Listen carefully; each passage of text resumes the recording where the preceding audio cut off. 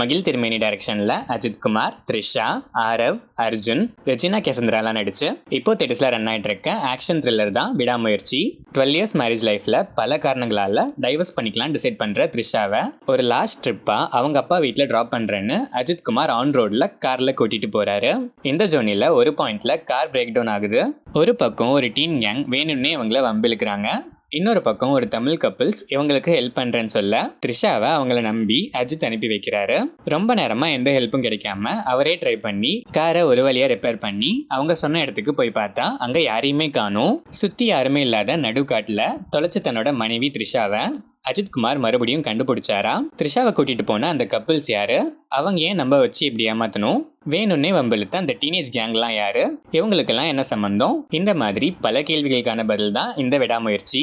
இந்த படத்தோட run time 2 hours and 34 minutes. படம் ஆரம்பிச்சது ஸ்லோவா ஸ்டார்ட் ஆனாலும் சில நல்ல மூமெண்ட்ஸோட பிக்கப் ஆகி டுவர்ட்ஸ் இன்டர்வல் சஸ்பென்ஸ் எலமெண்ட்ஸ்லாம் மெயின்டைன் பண்ணி ஸ்க்ரீன் பிளே ஃபேர்லி என்கேஜிங்காகவே இருந்துச்சு.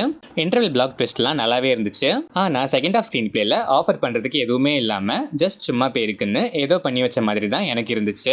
அஜித் குமார் அண்ட் ஆரவோட கார் ஸ்டன்ட் சீக்வன்ஸ் தவிர செகண்ட் ஹாஃப்ல ஹை மூமெண்ட்னு சொல்றதுக்கு எதுவுமே இல்ல. கிளைமேக்ஸ் ஓகேஷா தான் இருந்துச்சு. அஜித் குமார் செட்டில்ட் பெர்ஃபார்மன்ஸ், ரோல்க்கு ஏற்ற மாதிரி 100% ஜென்யூனா ஒரு கிளாஸ் பெர்ஃபார்மன்ஸ் கொடுத்திருக்காரு. பில்டப்ஸ் மாஸ் எலிமெண்ட்ஸ்னு எதுவுமே இல்லைனாலும் ஸ்கிரீன் பிரசன்ஸே செம்மையா இருந்துச்சு. த்ரிஷா ஒரு பாயிண்ட்ல காணாம போனதுக்கு அப்புறம் பெருசா ஸ்கிரீன் பிரசன்ஸும் இல்ல, பெர்ஃபார்மன்ஸ்க்கும் எந்த ஸ்கோப்பும் இல்ல. ஸ்டில் வர சீன்ஸ்லாம் நீட்டா பெர்ஃபார்ம் பண்ணிருக்காங்க. ஆரவ், அர்ஜுன், ரெஜினா கேசந்திரா அண்ட் அதர் ஆர்டிஸ்ட்லாம் ஸ்கோப் டீசென்ட்டா ஈக்குவலாவே இருந்துச்சு. எல்லாருமே அவங்க பங்க சிறப்பா செஞ்சிருக்காங்க. அனிருத்தோட பேக்ரவுண்ட் ஸ்கோர் நல்லாவே எலிவேட் பண்ண ஹெல்ப் பண்ணிருக்கு. சவதிகா பக்கா தியேட்ரிக்கல் வைபு, பத்திக்கிச்சு பக்கா மாசு, பட் கொஞ்சம் ஓவராவே ரிப்பீட் ஆன மாதிரி தான் எனக்கு ஃபீல் ஆச்சு. சினிமாட்டோகிராஃபில விஷுவல்ஸ், கேமரா ஆங்கிள்ஸ்லாம் டாப் நாச்சா இருந்துச்சு. எடிட்டிங்குமே பக்கா. மேக்கிங் எஃபர்ட்ஸ்க்கே ஒரு பெரிய ஹேட்ஸ் ஆஃப். பேட் வேர்ட்ஸ் அங்கங்க மியூட்டடா நிறையவே இருக்கு. ஓவராலா பார்த்தா ஸ்லோவா ஸ்டார்ட் ஆனாலும் ஃபர்ஸ்ட் ஆஃப் ஃபேர்லி என்கேஜிங்கா நீட்டாவே இருந்துச்சு. ஆனா செகண்ட் ஆஃப் ஃபர்ஸ்ட் ஹாஃப்ல செட் பண்ண பிளாட்டை ப்ராப்பரா யூட்டிலைஸ் பண்ணிக்காம வேஸ்ட் ஆயிடுச்சு. நிறைய இடத்துல லாகி, பட் மேக்கிங் வைஸ் எந்த குறையுமே சொல்ல முடியாது. மேக்கிங்ல போட்ட எஃபர்ட்ஸ்லாம் இன்னும் கொஞ்சம் செகண்ட் ஆஃப் ஸ்கிரீன் பிளேல போட்டு பெட்டரா ஒர்க் பண்ணியிருந்தா கண்டிப்பா இன்னும் ஒரு நல்ல முயற்சியாவே வந்திருக்கும் இந்த விடாமுயற்சி.